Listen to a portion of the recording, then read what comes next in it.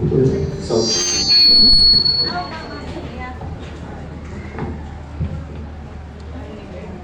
sound check, good morning. Sound check. Mike Dezero,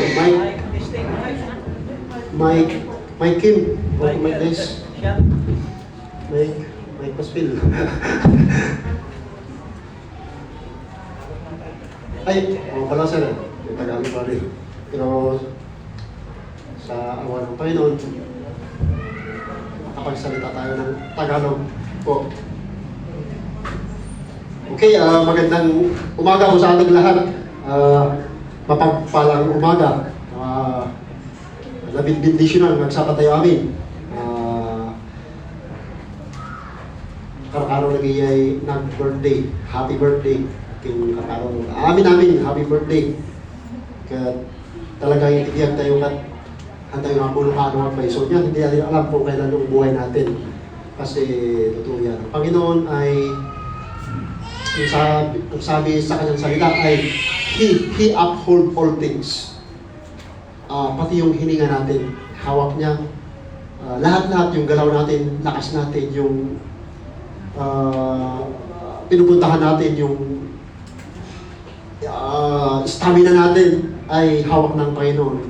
Pero kung minsan nakakalungkot isipin, karamihan sa ating kapwa-tao ay hindi aware sa governance ng Panginoon, sa paghawak ng Panginoon sa kanyang buhay at sa kanilang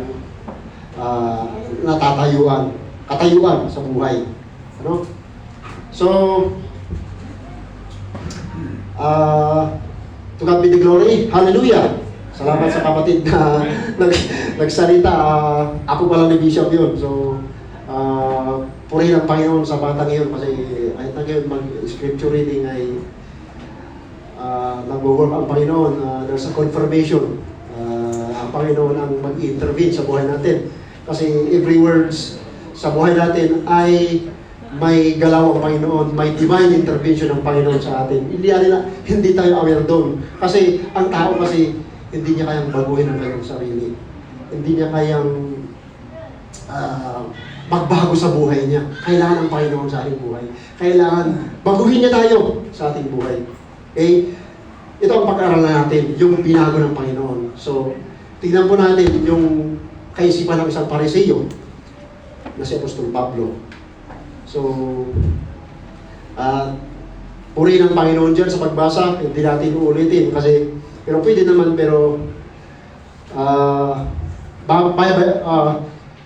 baybayin po natin yung nakasulat.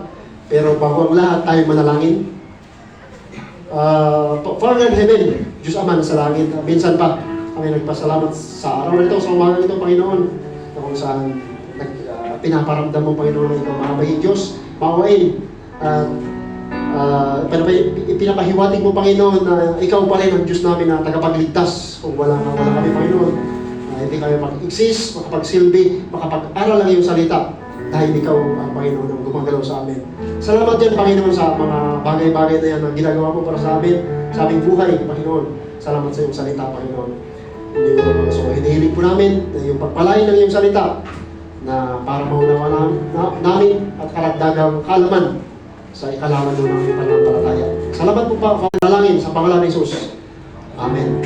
So, kagaya ng sinabi ko kanina, pag-aralan natin yung kaisipan ng isang Pariseo, yung mindset ng isang Pariseo na binago ng Panginoon. Ito hindi basta-basta ang Pariseo. Hindi siya basta-basta. Pero, yun ang isang so, buksan ninyo yung Bible, kung may Bible po kayo, pero ba? Dapat lang mayroong Bible eh. At saka notebook, at saka ballpen. Take note, di ba? Take note. Yan ang isang katangian. May isang ugali na di Kristiyano. Yan ang isang iba. Kasi usual sa tao na magdadalang ballpen, take note ka. Pero ngayon, ginagawa mo na yan. Di ba? Pero di susulat na yan. Kung sinusulat mo, may notebook, may ballpen. So, nakikinig ka. Dapat ganun tayo mga kapatid, no? So, sa Acts chapter 28, verse 17 to 31, Ito yung, sinabi ko kasi ng mindset, kasi yung concept niya yung concept ng isang Pariseo na binago ng Panginoon. So we have the jail, the concept of jail ministry. Napag-isipan ko kanina, nung galing ako kay Pastor John Wayne, ano kayong appreciate sa Sunday? Pinag-isip-isipan ko, marami akong binabasa mga text, pero ito yung talagang gusto kong i-share. So, the concept, baka sinabi ng Banal na Espiritu. Pero alam mo natin ang Panginoon gumagalaw, lalo na sa kanyang salita. Lalo na. Amen? So, the concept, ito yung gusto kong pag-aralan natin sa linggong ito. The concept of jail ministry. Of a jail ministry. Pag sinabi kasing concept, ito yung idea na napulot doon sa history ng isang tao. Previously, yung buhay niya at saka ngayon, yung kumpara po natin, yung kanyang katangian, yung kanyang behavior, nung siya nung nalaman niya ang Panginoong Jesucristo sa kanyang buhay. So, ito yung gusto kong ipahayag, mga kapatid, sa umagang ito. Concept of jail ministry. Ito si Lucas, alam po natin siya ang writer dito sa Book of Acts. Alam po natin yan, di ba? Common na nagagamit sa introduction sa preaching, sa Acts kay Dr. Luke, mga ganun. So, but then, ang una kasing makikita natin sa sulat ni first, yung sulat ni Luke ay yung Gospel of Luke. Gospel of Luke. Sinulat niya yun. Makikita mo doon mismo na ang isang key person doon ay si Jesus. Jesus, yung nakafocus sa kanya from Jerusalem to Galilee. From Jerusalem to Galilee, nakafocus kay Jesus yung history. Nakafocus doon kay Jesus. Yun ang kaisipan ni Luke. Ngayon, yung dumating yung promise of the Holy Spirit sa kanila, babasahin mo sa Acts chapter 2, dumating yung promises ng Holy Spirit, doon na may mga gifts na lumabas sa kanila. So anong sinabi ng Panginoong Jesus? Humayo kayo at ipangaralin nyo. Ipangaral nyo ang salita, mag-witness kayo, mag-testify kayo, ipangaral nyo nung dumabo na sa kanila yung Banal na Espiritu. Ito yung dapat nating tingnan, mga kapatid. Ngayon, sa Gospel of Luke, gaya lang sinabi ko kanina, yung isang tao lang si Jesus doon sa Luke. Ngayon, yung promise of the Holy Spirit sa Acts chapter 2, iba na Yung sa Acts kasi, nakafocus doon sa Acts. Una, sa Jerusalem, makikita natin, so from Jerusalem to Rome. Pero yung key person doon, isang tao na nakafocus yung history, ay si Pablo. Si Silas, si Barnabas, ewan ko kung saan pumunta yun, kung saan nag-church. Pero makita natin kung saan pumunta Kung saan nag-church. Pero yung history sa Book of Acts, doon nakafocus kay Apostle Paul. Ito yung nag-boom na yung calling nila to the apostles, yung mga apostolos, ipinamahagi na, nag-manifest sa kanila yung gift nila through the power of the Holy Spirit. So yun na, kumayo sila. Then, yung history ng Book of Acts, nakafocus magmula doon sa chapter 9, from Jerusalem kay Peter, then Apostle Paul, from Acts chapter 9 to 28, nakafocus kay Apostol Pablo. So, isa ito sa pag-aaral natin, yung kaisipan ng isang Pariseo. Ito yung kaisipan ng isang Pariseo. The concept of jail ministry. Kasi, si Apostol Pablo, siya yung original Siya yung original na jail ministry. Bago siya ng bishop. Siya yung original. Bago yung mga nakulong, yung mga ex-convict. Pero si Pablo iba. Nakulong dahil kay Kristo. Basahin mo natin yung una. So, we have the concept of jail ministry. Nakita natin yung konsepto, First is the historical concept. Makita natin sa chapter 17. Sabi dito, sundan po natin mga kapatid, ano, para makasunod tayo. Kasi, si Apostle Paul, gaya ng sinabi ko kanina, yung focus ng history kay Pablo, kasi, tingnan po natin, three days later, he called together the leaders of the Jews. When they had assembled, Paul said to them, "My brothers," Paul said to them, sinabi ni Pablo sa kanila, mga kapatid, si Apostle Paul kasi, yung galing siya sa Acts chapter 20, 19 to 20, galing siya sa Corinth, then Ephesus, Miletus to Jerusalem. Nung sa Acts chapter 21, nahuli sa Jerusalem. Diyon siya nahuli. Kasi sabi niya, "My brothers," so yung point, historical concept. Tingnan niyo yung historical concept. Yung first point is point. So yung historical concept natin, makikita natin yung personal testimony of Apostle Paul. Sabi dito, "My brothers," mga kapatid.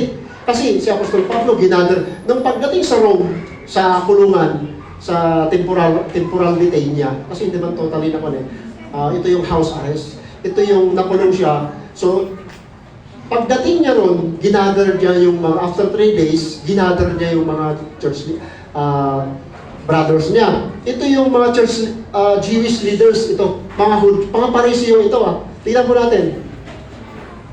"Although I have done nothing against our people," or against the customs of our ancestors.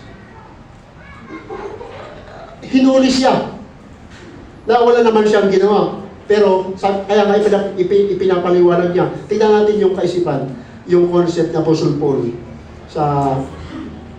Ipinapaliwanag niya sa mga kapatid niya na inakusahan siya na walang dahilan patungkol sa pagtuturo kay Kristo. Nahuli siya. Against our custom of our ancestors. So, sa mga Hudyo kasi alam nila yan, from Abraham to Solomon, Abraham, King David, Jacob, to Solomon, sa 12 tribes. Alam nila yan, yung ancestral, yung family nila, yung record, yung chronological order ng kanilang kaninunuhan, mga ninuno. Alam nila yan. So, kaya sabi ni Apostol Pablo, "I was arrested in Jerusalem and handed over to the Romans." Okay? Kasi kinugkog nga ng Romans ang under yung Roman Empire, sinakop to ng Palestine, pati yung Israel, sinakop nila. Kaya lahat ng kaso, yung mga accusation, so with the guidance, with the assessment of Roman Empire. Pero nirespeto ng mga Romans Empire ang belief, ng Greeks, nirespeto nila. Sa mga Hudyo, ganun din. Pero under Romans pa rin yung civilization, yung Roman imperialism kasi noon, namamayagpag ang Roman Empire noon. Kaya sabi dito, handed over the Romans. They examine, so yung arrested dito, yung arrested, I was arrested, mababasa natin yan sa Book of Acts, chapter 21. Nahuli siya doon sa Jerusalem. Ngayon, they examined me that they wanted to release me because I was not guilty of any crime deserving death. Kasi wala naman siyang nakitang kaparusahan para patayin siya o parusahan siya. Wala naman silang nakikita eh. Pero nag-object ang mga may objection. Nag-object. Kaya nag-appeal. Nag-appeal siya, si Apostle Paul. Sabi dito, I was guilty of any crime deserving death, but when the Jews objected, I was compelled to appeal to Caesar. So ito yung historical concept, but first is makita natin yung personal testimony ni Apostol Pablo. Yung personal yung testimony. Okay? yung personal yung testimony, makikita natin, I was appealed to Caesar.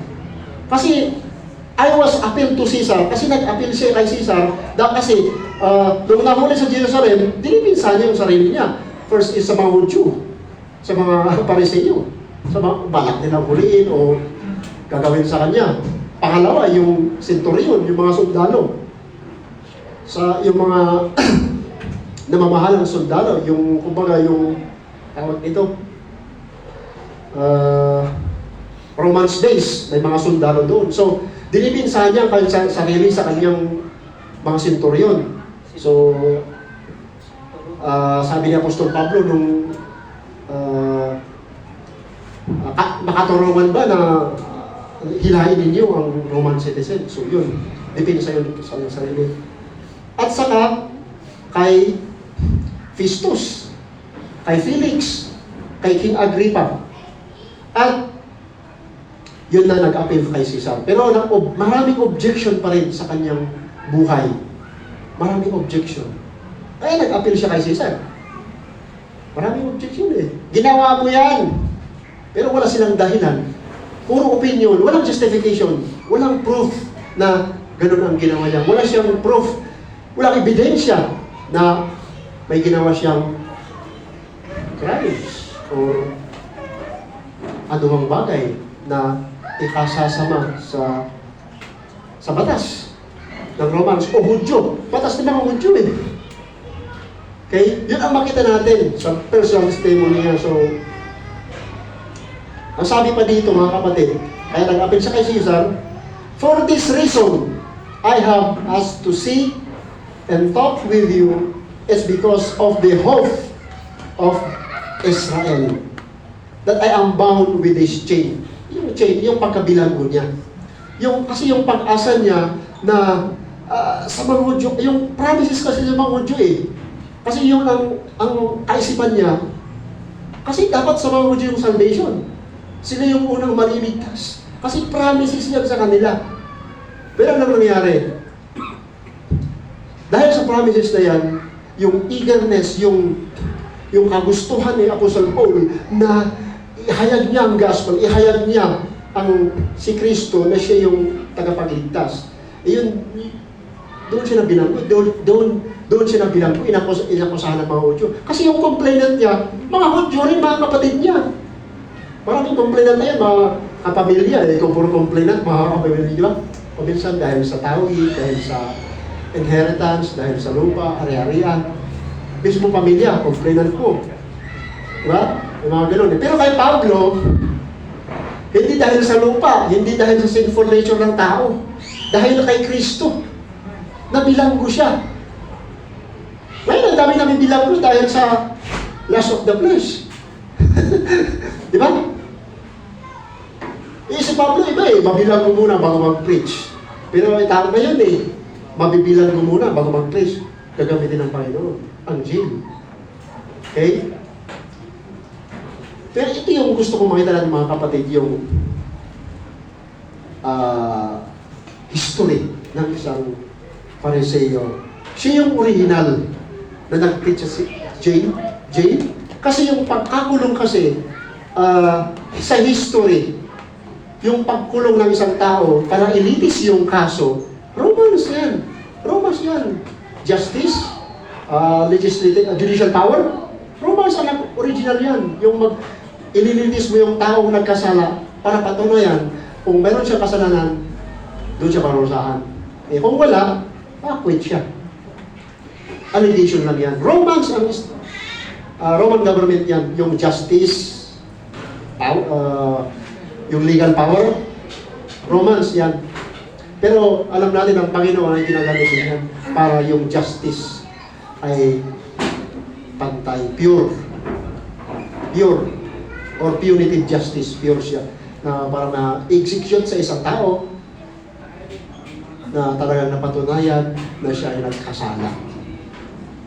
Okay? So, yun ang makikita ng mga kapatid. It's because of the hope of the Israel that I am bound with these chains. Yun ang hope. Kasi yung hope, pag-asa sa mga Israel eh. Sa ating Gentiles, walang pag-asa. Awan pag-asa tayo Gentiles. Iti paggapan talaga ti hope, dagiti Hudyo.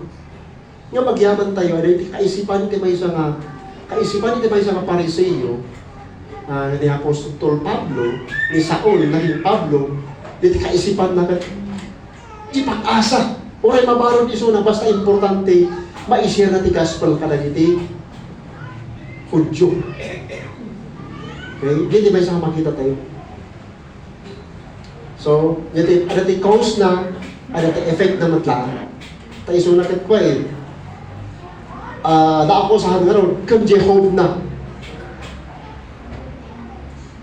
They replied, verse 21, verse 20, yes, so, the-reply nila kay Apostle Paul, na kasi sabi ni Pablo, I am bound with these chains. They replied, we have not received any letters from Judea concerning you, and none of the brothers who have come from there has reported or said anything bad about you. Wala kaming narinig na patungkol na masama patungkol sa iyo or sulat patungkol sa iyo. Sinabi nila kay Pablo.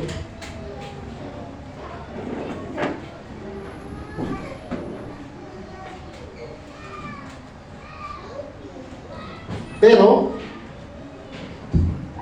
verse 22, but we want to hear what your views are, for we know that the people everywhere are talking against this sect. Kasi may bulong-bulungan na nun nung pumutok yung sa Acts pa lang kasi yung nahuli si Pablo, galing na siya kasi bago siya nahuli, may first missionary journey sa Antioch, sa Bithynia, then second missionary journey, galing siya sa yun na. Kasi may mga journey pa siya dalawa bago siya nahuli. So, marami ng churches. Sa Colossae, Ephesians, Tarsus, marami na. Corinth, Philippi, Thessalonica, bago, established by mga churches na bago siya nahuli. Marami na. Bago siya nahuli. Kasi may bulong-bulungan for this sect. Ito yung sekta na ito. Kasi sabi ng mga Hudyo, alam nila Noong pa ng mga apostles yung mga original na apostles, alam nila yan Meron na. Yung Kristiyano na yan, meron na yung mga grupo na yan. Na, minsan, mami-misinterpret yung mga, like for example, the Romans. Baka sabihin nila, rebellions, o grupo ng mga rebelde, o gumagawa ng isang grupo para alabanin ng Romans, o anumang kaharian. Ganun sila ka-sensitibo noon. Para i-criticize yung grupo. Talagang patayin yan talaga, bubuwagin yung grupo. Patayin yan talaga. Itakot sa krus lahat, sunugin yung sa rebellion, yung karumal-dumal na parusa para sa mga taong lumabag sa batas. Okay? So, pero gusto ng mga Hudyo ay mapakinggan nila si Apostle Paul. So, ano nangyari? They arranged to meet Paul on certain days. So, yung personal testimony ni Apostle Paul, doon mo makikita yung isang nagbi-ministry sa kulungan. Diba? So, secondly, we have scriptural context. Punta tayo sa scriptural. Sis? So, they replied, gusto nilang mapakinggan ang views ni Apostle Paul. So, anong nangyari?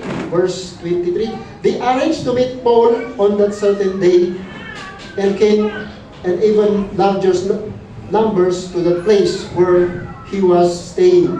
From morning till evening, he explained and declared to them the kingdom of God and tried to convince them about Jesus from the law of Moses. Okay? Bakit scriptural, mga kapatid? Scriptural dahil Kasi kung makikita mo yung kaisipan ni Pablo, siya ay Pariseo. Alam niya yung batas ni Moises eh. Alam niya yung sacrificial law, yung tabernacle. Alam niya yan. Yung tabernacle, alam na. Ang muna niya, aware siya doon mismo sa pinagkakagawa ng mga pare, yung priest, Levites. Alam niya yun. So ngayon, kaya nga si Apostol Pablo, ginagawa niya yung kaalaman niya sa Scripture, kasi konsepto ng Scripture, yung kay Pablo, gusto niya na maihayag, pero hindi naaayon sa kanyang kaisipan, hindi naaayon sa kanyang paniniwala, hindi naaayon sa kanyang utak, pero ito yung turo ng Scripture kasi. Kaya yung tinuturo niya.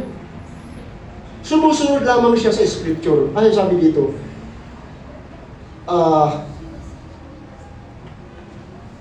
So, the arrangement in the Paul, maraming dumalo. From morning till evening, he explained and declared to the kingdom of God. He explained. Pinapaliwanag niya yung ibig sabihin ng Scripture. Lalo-lalo yung law of Moises, alam nila yan. Lalo na si Pablo.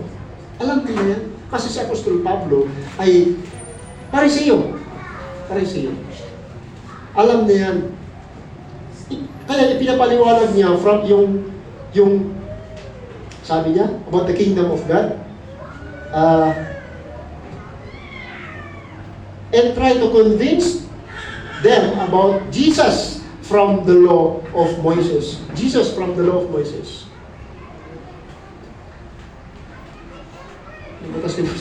Jesus from the law of Moses. Ito yung, kung mapapansin po natin yung batas ni Moises sa ito yung Pentateuch. Makikita mo yung proto, andun pa lang yung paghihirap, yung gospel. May Kristo di magbagay dyan, di Exodus pa lang adan eh. Tabernacle, di pag-aalay ng dugo, ng kalapati, tupa, ano pa, lahat na pag-aalay. So, yung law of Moses, yung sacrificial, alam yung si Jesus, yung nag-fulfill ng lahat na yun. Siya yung sinakripisyo. Siya yung sinakripisyo para sa mananampalataya. Yun ang isang makita natin kay Pablo. Kasi iba si Pablo eh. Iba siya mag-isip eh. Kaysa mga Pariseo or angel yun. Hindi propeta yun, angel. Si Daniel, propeta.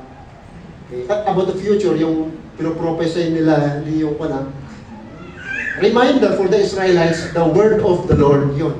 Yun ang prophets. Makikita natin yung isang konsepto about Scripture, scriptural concept. Kasi ito yung pamumuhay, yung mismo sa text, hindi yung i-recognize mo lang yung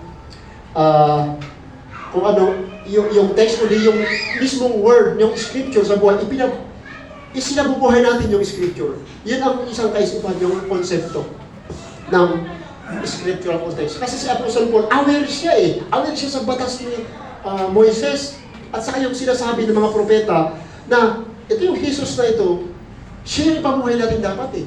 Hindi yung batas ni Moises. Hindi na eh. Wala na eh. So yan ang reasons kung bakit siya naakusahan. Yun ang reasons eh. Kasi ang alam ng mga mundo, hindi naman ni Apostol Pablo, yung batas ni Moises.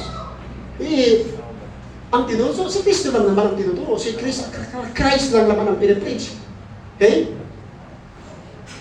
So yun ang makikita natin na isang katotohanan, scriptural concept ng isang Pariseo.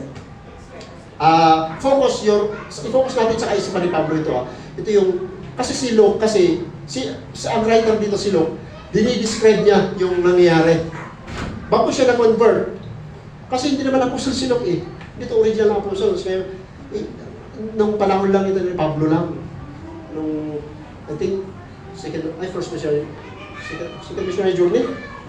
So, andun na siya. kasakasama ni Apostle Paul. Alam niya lahat ang nangyayari sa mga apostles, lalo na kay Pablo, Timoteo, Marcos, alam niya nangyayari. Kay Silas, Barnabas, alam ni Luke yun. Alam niya. Kaya sinulat niya. Ngayon, yung pagsulat niya, pati yung sinabi ni Apostle Paul, sinulat niya rito.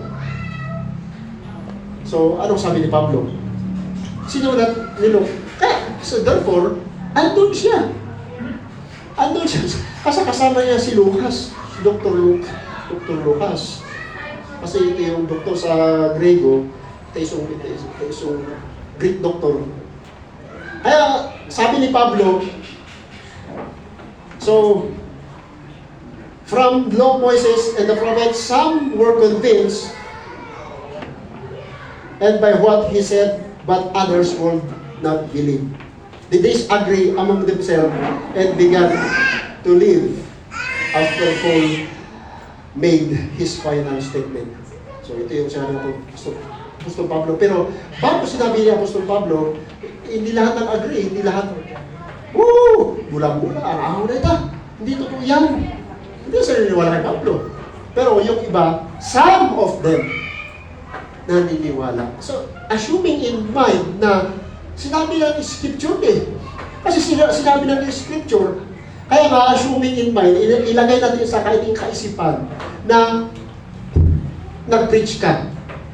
Hindi naman yan mag-convert Hindi naman lahat yan maniniwala Merong hindi pa ngayon, merong sa susunod, merong hindi talaga. Hindi talaga tatanggap. Pero tatanggap din yan. Kung patanggapin ng Panginoon. Sinasabi ng Scripture yan. Anong sabi ni Pablo? Paul had made this final statement. The Holy Spirit spoke the truth to your forefathers, when he said through Isaiah, sa Isaiah sa Isaiah chapter 6, verse 9 to 10. Basahin niyo yan. Sa Isaiah chapter 6, verse 9 to 10. Sinabi dito ni Pablo, go to these people and say, you will be ever hearing but never understanding. You will be ever seeing but never perceiving. For these people hearts become callous. Yung callous, matigas. Talaga. Deprived. Iniquity. They hardly hear with their ears and they have closed their eyes. Nakakarinig ka pero nakapit ang mata. Otherwise, they might see with their eyes, pero nakakita, pero nakapikit. Hear with their ears, understand with their hearts, and turn, I will heal them. Hindi sila pagkagalan ng Panginoon. So ito yung sinabi sa Isaiah. Scripture talaga yung sabi. Bakit Scripture? Scriptural kasi Scripture talaga, based on kung magsalita ka, mag-preach ka, mag-share ka, of course, based on the Scripture. Lalong-lalo na about Christ. Okay? Based on the Scripture, hindi based sa ating opinion, based sa ating skeptical mind, hindi. Dapat, scriptural talaga, concept. Yung konsepto ng Scripture, ilagay natin sa kanyang kaisipan, at yun ang ituro natin. About law of Moses, the prophets, about Christ, scriptural. Be sure, may scripture na ito, may susuro kayo. At siguraduhin po natin na galing sa scripture yan, tinuturo po natin. Hindi galing sa puro-puro. Amen? Amen. Hallelujah. Praise the Lord. Ikaw binaglory, nagpasalamat ako sa Panginoon dahil nakakayaman sabihin, ngayon ko lang natapos yung high school ko kasi nag-aaral ako ng computer system. Ito yung di high school ko.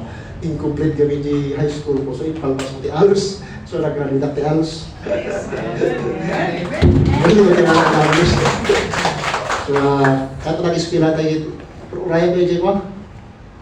Nung ma-approve ang Senate, di ko kayo. Bachelor ka 3 years na yan.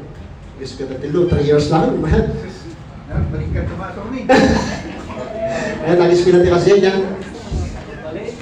Tapos, ito ang eskwela gawin din in situ, the computer system in situ. So, rinog yak ini di basic, naisang lang ko kapag incomplete iti background tayo iti education, iti secular.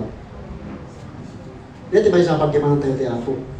Dayon na dagita, iti may sa nga kaisipan iti halos na puso yung naging Christ na puso ko.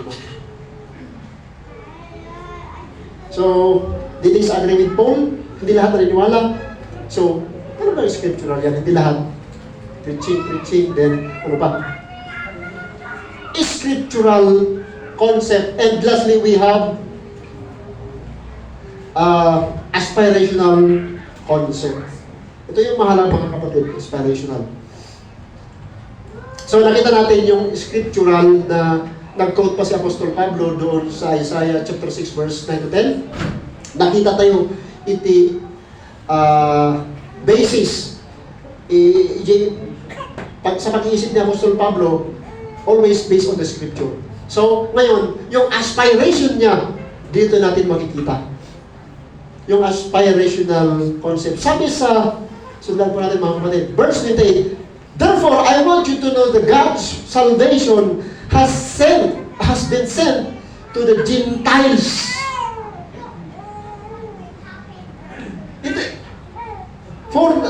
Therefore kasi may pinapaliwanag si Apostol Pablo kasi nag-disagree sila So, nag-quote siya sa scripture. Ngayon, therefore, I want you to know that God's salvation has been sent to the Gentiles, and they will listen. Maririnig nila. Yun yung aspiration ni Apostol Pablo, yung longing niya sa kaluluwa. Kasi ang tinitig niya na yung kaluluwa ng tao. Di burden na, di concern na, di karanawa di ba sa tao. Yung concern niya sa isang kaluluwa. Kasi gusto niya may pahayag ang salita, yung kaligtasan, to the Gentiles. Kasi ang laman ng Apostol Pablo, kasi the hope that Israel ay sinpumay. Mayroon din siyang solo sa mga Israelites sa kanyang pamilya. Mayroon siyang kapighatian na sana maligtas silang lahat. Sana maligtas yung mga kapatid ng Israel. Pero ngayon, iba na pati Gentiles. Kasi yun ang utos ng ating Panginoong Jesucristo. To the ends of the earth. Lahat yan to the Gentiles. So, gusto ni Apostol Pablo na yung kaligtasan ay mapupunta rin sa mga hintil. So, ang hintil kasi dito, alam natin ang hintil, pag sinabi hintil kasi, tayo, yung mga Greeks, yung mga Romans, basta hindi Hudyo, Gentiles yan, tawag nila sa Bible. Yung paggamit nila, salita. Gusto ni Pablo and they will listen na kung saan sana. And ina-assume niya, sana kapakinggan sila. Sana nag-response na, i-preaching tayo. Sana nag-response na, i-share tayo ang gospel. Sana makarinig na. Di ba no, preach diba sa pastor ka na nag-response? Kahit mawawatan na. Di ba naragsak ka? Naragsak ni preacher? Di ba? Di ba isang longing ni Apostle Paul? Di ba isang aspiration na iti soul, iti bawat may isa.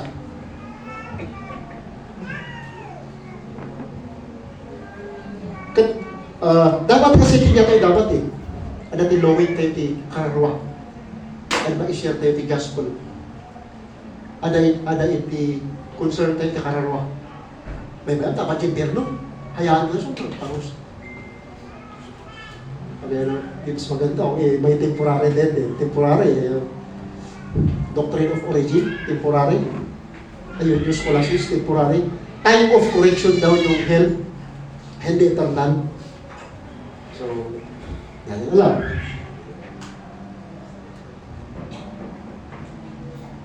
So, ito yung longing niya. Then, last, ano pa yung point natin? Some point, transparency for the souls. Ito yung, for the whole 2 years, verse 30, for the whole 2 years, Paul stayed there in his rented house and welcome all who came to see Him. Welcome niya lahat. Awan ti pilpilin na, welcome. Oray dadalon na iso na, welcome na. Sa kini Bishop, oray dadalon na, welcome na lahat. Ada kasi, tulungan na ba eh, pagsawan na may timadi. Handa pa ma-appreciate. Hallelujah. So, but then, apa yung tema tayo, jail ministry. Kasi yung jail ministry, baka awanak mo dito eh. Awan ni Bishop, awan ni Pastor Maspin. Jail ministry. Yung dito yung nakulong, kapag sinful nature na. Malagdak-dakas na tao. But then, tigrasya ni ako Diyos. Balbaliwan na ni tao. Oray niya, kasalaw kinadakdakas mo. Balbaliwan na tayo. Noon nakalamat ako siguro, awanak nito ag-share. Baka na tayo tayo. Kung tayo mo tibiyag tayo. Awan ti plano nga kastoy eh. Awan ti plano. Makita ni Apostol Pablo, he welcome all eh. Anak, hindi ka pilpilian na, patayan na ba eh. Pilihan na ti patayan na. But then, ano nangyari? He welcome all. Jail guard, inmate, outsiders, kasabaan namin. Kat nakita dahil tayo, hindi ministry tayo kami, nakita dahil. Habang kasama ni example ni City Jail, ada kailangan yung nag-press ni Bishop, ada jail guard ni Jai, talong ng jail guard, tagi-inmate, tagi-mayor, dapat Jai kung tugaw. Tapos nag-press ni Bishop, nag-press na ito nag-press ni Bishop hindi. Magdunag kayo kayo mga kalungaw. Tadya kaso yung sensitive lang, kaso yung kaso yung ang total ng Mayor basta Mayor. Ang paisa nito, kababay ako Mayor, talong ang Mayor, ti bahala, Mayor ti Commander. Commander pa yung ngayon, pan Mayor, ti Silsilda. Kasto lang ti kaso nyo. So, agdanag kayo, Sitik ti kaso nyo. So, ang paisa iwan, so nga, walas, observe, isto na tayo, istorya ni Pagkap ti kaso, wala stik iman naging history ti biyag ni siya niya. Makita, kana iyab-yab ang agpaiso. Inusar ni Panginoon naging nang nangyari ti biyag na tingga na nakulong. Pati na Pastor Maspin, na Pastor Balag, ni Imukli, Jane.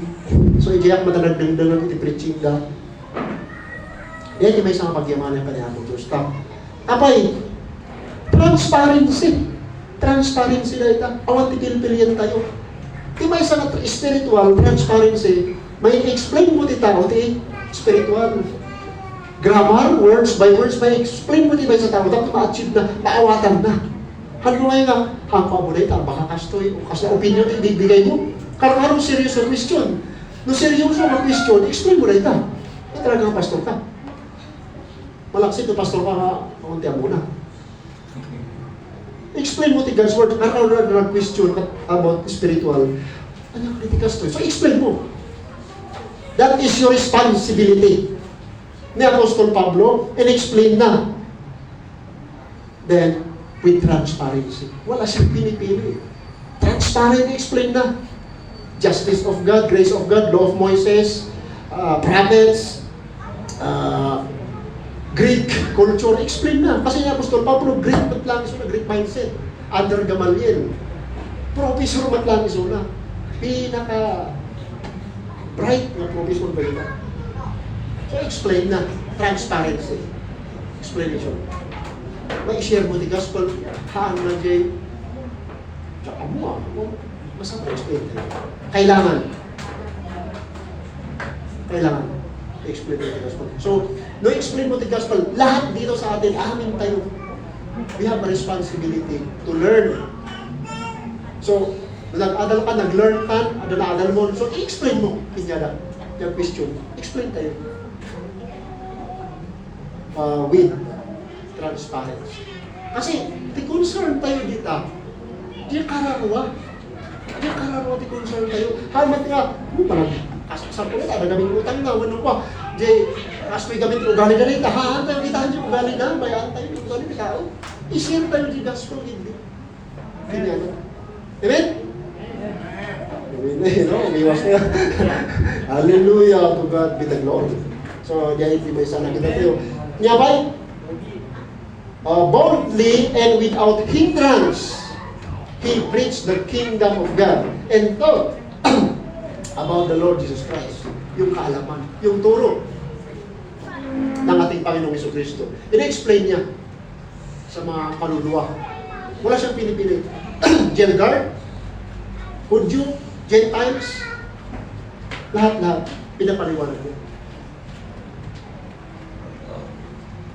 So, yun ang isang mindset, isang kaalaman, isang kaisipan ng Pariseo. Excuse me. Na binago ng ating Panginoong Hesus. Amen? So, sana maging Pariseo tayo. Hindi, maging believers of Christ tayo. Maging may sakanamati, isang mananampalataya sa ating Panginoong Hesus. Na kung saan ipinapabuhay yung gospel, yung salita ng Diyos. Habang binabago tayo ng Panginoon. Kasi hindi tayo bumabago sa ating sarili, ang Panginoon mismo.